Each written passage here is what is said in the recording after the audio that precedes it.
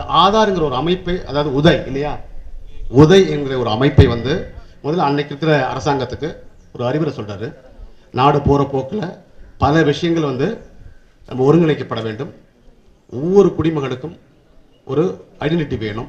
இந்த ஐடென்டிட்டி மூலமாக தான் பல விஷயங்களை பண்ண வேண்டியிருக்கும் அப்படிங்கிறத சொல்லிட்டு ஒரு ஆளுநர் சொல்றது அரசாங்கம் ஏற்றுக்கொள்கிறது. பல பேர் ப்ரொட்டஸ்ட் பண்ணாங்க. இருந்தாலும் கூட அந்த ஆதார் அமைப்பு ஏற்படுத்தப்பட்டது.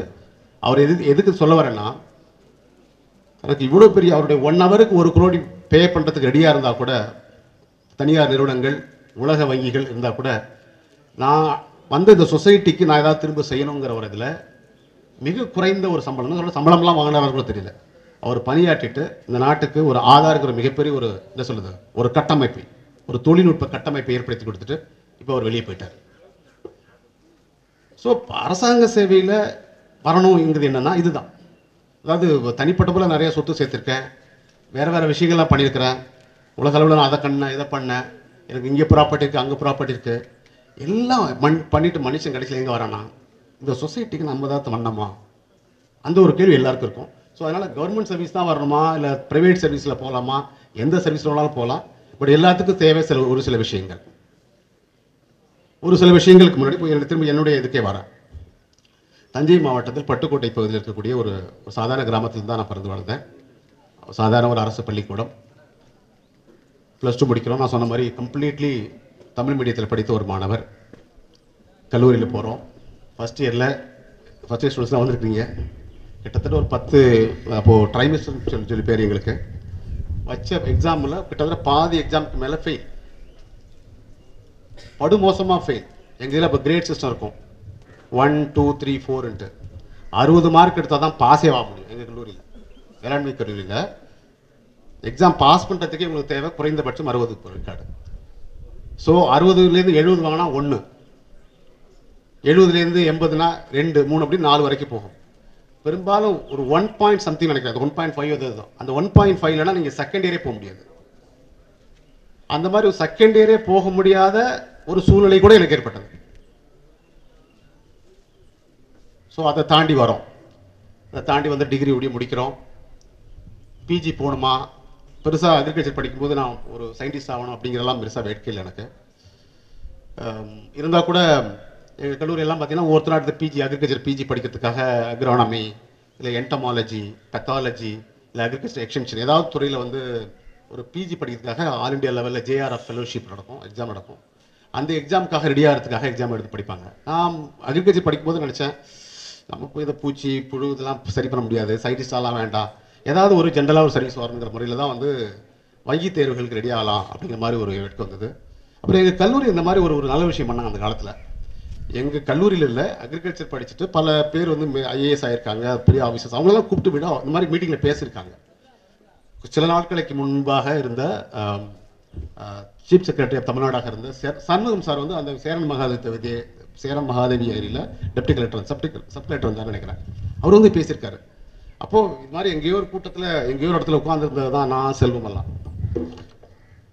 பட் அது அதனால என்னவோ தெரியல, கொஞ்சம் கொஞ்சமாக நம்மளாம் கூட IAS ஆகிடலாமா என்ன அப்படிங்கிற மாதிரிலாம் ஒரு சின்ன ஒரு வேட்கை. பட் ஒரு ஐடியாவும் இல்லை, கம்ப்ளீட்லி ஒரு ஐடியாவும் இல்லை. ஸோ வெளியே வரோம். அப்போ அந்த JRF ஃபெலோஷிப் வந்து எல்லா பசங்க எழுதுகிறாங்க, எங்கள் ஜூனியர் எல்லோரும் எழுதும்போது நானும் எழுதுகிறேன். அக்ரானமிங்கிற ஒரு டிசிப்ளின் கிடைக்குது. அதை வாங்கி வச்சுட்டு கூட நான் இப்போ ஒரு பேராசிரியர் கன்சல்ட் பண்ணுறேன். சார் இது மாதிரி எனக்கு வந்திருக்கு, இதுக்கடையில் TCI டிரான்ஸ்போர்ட் கார்பரேஷன் ஆஃப் இந்தியாங்கிற ஒரு தனியார் நிறுவனத்தில் வந்து ஒரு வேலை கிடைச்சிருக்கு, எங்கே போகலாம். அவர் சொன்னார், நீ பிஜி படிச்சுட்டு திரும்ப வேலைக்கு தான் சேரணும், இப்போவே வேலைக்கு போயிடு அப்படின்னாரு. போய் சேர்ந்து கொஞ்ச நாள் திருவனந்தபுரத்தில் வேலை பார்த்துட்ருக்கேன். வேலை பார்த்துட்டு இருக்கும்போது இப்போ எப்படி நம்ம மணிகண்டன் சொன்ன மாதிரி டெய்லி கலெக்டர் ஆஃபீஸ் வேலை பார்க்குறோம். கலெக்டர் போதும் வரும்போதெல்லாம் நமக்கு தோணும் இல்லையா, நம்மளும் இந்த மாதிரி ஏதாவது ஆயிடுமே அப்படின்னு சொல்லிட்டு அந்த மாதிரி கொஞ்சம் விஷயங்கள் ஏற்படுது. அப்புறம் சென்னையில் வந்து அப்போது ஒரு STI PETCன்னு ஒரு ட்ரைனிங் இன்ஸ்டியூட் கவர்மெண்ட்டில் நடத்துனாங்க. அந்த இன்ஸ்டியூட்லேயே ஒரு என்ட்ரன்ஸ் வைப்பாங்க, அதில் வந்து வரேன். அங்கே வந்து சேர்ந்து அந்த நொடி திருவிழா பாஸ் பண்ணிவிட்டு TCIங்கிற வேலை பார்த்ததை ரிசைன் பண்ணலை. அதை அப்படியே சொல்லாமல் லாங் லீவ் மாதிரி போட்டுட்டு வந்துட்டேன். அங்கே சம்பாரித்த தொகைகளை வச்சுக்கிட்டு திரும்ப போய் அப்பாட்ட கேட்க முடியாது. அது ஒரு 10 எனக்கு தெரிஞ்சு இப்போ ஞாபகம் இருக்கும், 17,000 ரூபா எடுத்துகிட்டு நான் சென்னைக்கு வந்தேன். இந்த 17,000 ரூபாய் தீரத்துக்குள்ள நமக்கு ஒரு வேலை கிடைச்சிடணும் அப்படிங்கிற முயற்சியில் தான் வந்து இறங்குறேன். சென்னையில் அந்த பிஇடிசி செல்வமும் அங்கே தான் இருந்தார். அங்கே படிக்கிறோம். அங்கே படிக்கும்போது பார்த்தீங்கன்னா மற்ற தோழர்களை பார்ப்போம், சில சீனியர்ஸ். இப்போ எங்களுக்கெல்லாம் வழிகாட்டி இருந்தார் ஒரு தோழர், ஒரு சீனியர் ஒருத்தர். இன்னும் நிறைய பேர் பார்க்கலாம். ரூம்மேட் ஒருத்தர் இருந்தவர் பார்த்தீங்கன்னா ஐஐஎம்மில் படித்தவர், ஐஐடியில் படித்தவர். என் ரூம்மேட் இருந்தார் அந்த பிஇடிசியில். அவர் 4வது அட்டம்ப்ட். நான் நினச்சேன் நம்ம அப்பாக்கிட்ட சொல்லாமலே ரிசைன் பண்ணாமலே வந்து இங்கே வேலை பார்த்துட்ருக்கோம், இங்கே படிச்சுட்ருக்கோம், இது சீக்கிரமாக ஏதாவது வேலைக்கு போகல அப்படின்னா திரும்ப ரோட்டில் நிற்கிற மாதிரி ஆகிடுங்கிற சூழ்நிலை வந்தது. அப்போ என்ன நினைக்கிறேன்னா, அந்த ஐஏஎஸ் ஐபிஎஸ் நடக்கல கோச்சிங் இன்ஸ்டியூட்டில் இருந்துக்கிட்டு ஒருவேளை இது வந்து ஒரு அட்டம்ப்டில் நடக்கிற விஷயம் இல்லை போல இருக்குது, 2 அட்டம்ப்டில் நடக்கிற விஷயம் இல்லை போல இருக்குது, கையில் முதல்ல ஒரு வேலை வேணும் அப்படிங்கிற முறையில் என்ன பண்ணலாம், வங்கி தேர்வுகளுக்கு பேரலாக ரெடியாக ஆரம்பிக்கிறேன். அப்படி முயற்சி எழுதும்போது வங்கி தேர்வில் போய் எழுத ஆரம்பிக்கிறேன். உங்களுக்கு தெரியும் நினைக்கிறேன், 4 செக்மெண்ட்ஸ் இருக்கும் அதில். General knowledge, quantitative aptitude, reasoning abilities, English. எழுதுகிற நம்ம கரெக்டாக பார்த்தீங்கன்னா அந்த ஒரு 2-3 ஹவர்ஸ் ஏதோ டைம் இருக்குன்னு நினைக்கிறேன். டைம் முடிஞ்சிருது. என்னால் ஒரு 50% கேள்விகளோடு என்னால் அட்டன் பண்ண முடியல. திணறேன் ஆக்சுவலாக, என்ன பண்ணுறதுங்கிற ஒரு மிகப்பெரிய ஒரு இது. என்னடா அப்படி பண்ண முடியல. சொல்லப்போனால் இந்த காலகட்டத்தில் பார்த்தீங்கன்னா அது கடினமான ஒரு காலகட்டம் ஆக்சுவலாக. அதாவது அது எப்படி வெளியில் சொல்கிறதில்ல, அந்த மாதிரி ஒரு சிரமங்கள் இருந்த ஒரு சூழ்நிலை. அப்புறம் பல பல தேடல்கள் தான். என் ரூமில் இருந்த என்னுடைய கல்லூரி தோழன் அப்போ ஜோதி பாஸ், அவன் வந்து ஒரு வங்கியில் ஏதோ என்ரோல் ஆகிட்டு அவன் சில மெட்டீரியல்லாம் வச்சுருந்தான். அந்த மெட்டீரியல் இந்த மெட்டீரியல்லாம் பார்த்துட்டு அதுக்கப்புறம் சில ஒரு ஸ்ட்ராட்டஜிஸ் கிடைக்குது. இங்கிலீஷில் பாஸ் பண்ணணும், 50 கொஸ்டின் தான், குறைஞ்சது 25 மார்க் பாஸ் பண்ணால் போதும். மற்ற 3 செக்மெண்ட்டில் மேக்ஸிமம் வாங்கினா தான் நம்ம ரேங்க் லிஸ்ட்டில் வர முடியும். ஸோ 25 ஒரு 30-35 கொஸ்டின் எழுதிட்டு 25 மார்க் வந்துடும் அப்படி முடிவானா நம்ம என்ன பண்ணலாம், அந்த அதில் கிடைக்கக்கூடிய ஒரு 10 மினிட்ஸ் 20 மினிட்ஸ் இந்த நேரத்தை கொண்டு ரீசனிங்கும் குவான்டிடேட்டிவ் அப்டிடியூட்லையும் போடணும் அப்படிங்கிற ஒரு ஐடியா கொடுக்குறாரு ஒருத்தருக்கு, ஒரு சீனியர் பேங்க்கில் வந்தவர். அதுக்கப்புறம் ஸ்ட்ராட்டஜைஸ் பண்ணி பேங்க் எக்ஸாம் எழுத ஆரம்பிக்கிறேன். எனக்கு தெரிஞ்சு குறைஞ்சது இப்போது ஒரு 4-5 வங்கிகள் இருந்து எனக்கு அழைக்கும். நான் இந்த மெயின் எக்ஸாம் பாஸ் பண்ணுறேன். முதல்ல எனக்கு வந்து பேங்க் ஆஃப் பரோடா தான் கிடச்சிது, ப்ரொபேஷனரி ஆஃபீஸராக கிடைக்குது. அப்புறம் அக்ரிகல்ச்சர் ஆஃபீஸராக வந்து கனரா பேங்க்கில் வருது. அதுக்கப்புறம் ஸ்டேட் பேங்க் ஆஃப் இந்தியாவில் வந்திருக்கு. நான் அதுக்கப்புறம் போகிறேன், எனக்கு ஆல்ரெடி வந்தாச்சு. நான் சரி கனரா பேங்க்கில் ஜாயின் பண்ணிடலாம் அப்படின்னு ஜாயின் பண்ணுறோம்.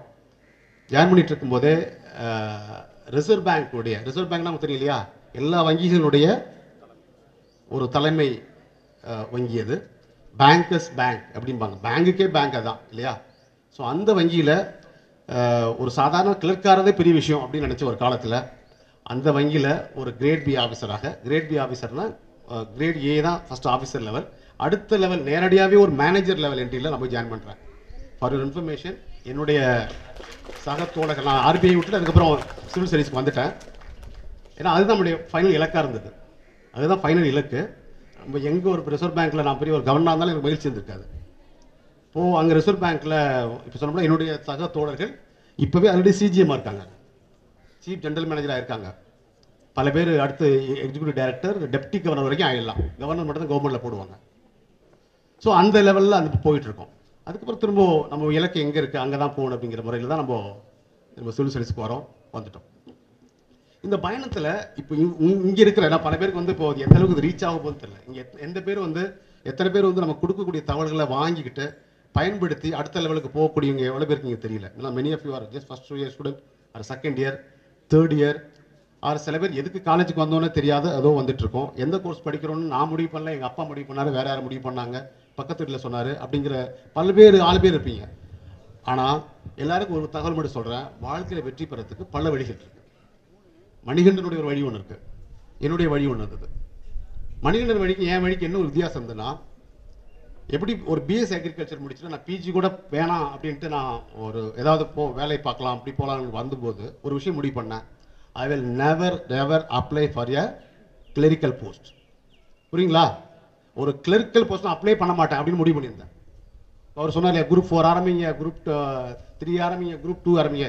எனக்கு அது வெரி கிளியராக இருந்தது. எந்த வங்கிக்கும் நான் கிளரிக்கல் போஸ்ட் அப்ளை பண்ணதே கிடையாது, இல்லையா. அப்புறம் சிவில் சர்வீஸ், இது மட்டும் தான் இலக்காக இருந்தது. ஸோ விலக்கு கிளியராக இருக்கணும். பட் அதை ரீச் பண்ணுறதுக்குள்ள வழிமுறைகள், சிரமங்கள் இருக்குது. டக்குனு ஒரு அட்டம்ல பாஸ் பண்ணி வரவங்க இருக்கிறாங்க, தட்டுத்தடுமாடி வழி போயிடுச்சு வர்றாங்க. ஏன்னா பல பேர் எங்களுக்கெல்லாம் பார்த்தீங்கன்னா எது எப்படி ரூட்டுன்னே தெரியல. ஆக்சுவலாக இதான் சிலபஸ், இந்த சிலபஸ்க்கு எந்த புக் படிக்கிறது ஒரு ஐடியாவும் இல்லாமல் இருந்தது. ஸோ அது மாதிரி பல வழிகள் இருக்கிறது. அதனால் இங்கே இருக்கக்கூடிய மாணவர்கள் இது நீங்கள் போட்டித் தேர்வு எழுதி அரசாங்க வேலையில் தான் வரணுங்கிறது இல்லை. ஈவன் தனியாக பிஸ்னஸ் பண்ணுறதுக்கு கூட பல இன்புட்ஸ் உங்களுக்கு தேவைப்படுது. பல நோக்கங்களுடைய ஒரு கிளாரிட்டி. ஸோ அதெல்லாம் இந்த மீட்டிங்கில் இதுக்கப்புறம் பழனிசாமி சார் பேச போகிறாரு, மற்ற நண்பர்களும் பேச போகிறாங்க. அதில் எல்லா தகவலும் கிடைக்கும்.